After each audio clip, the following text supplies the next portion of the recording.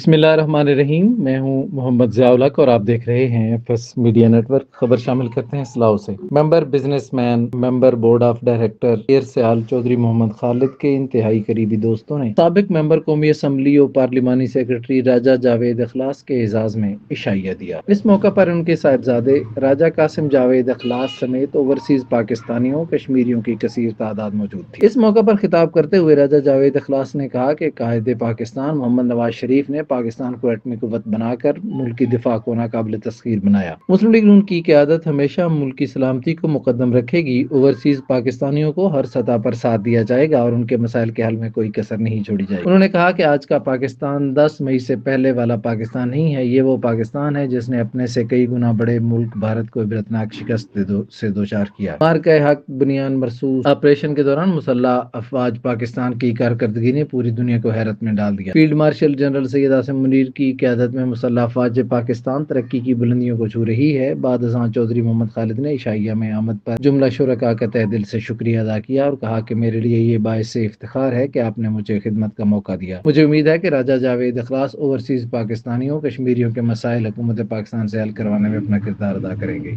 Subscribe کیجیے FS media net work اور دیکھتے رہیے تازہ ترین تبصرے اور خبر۔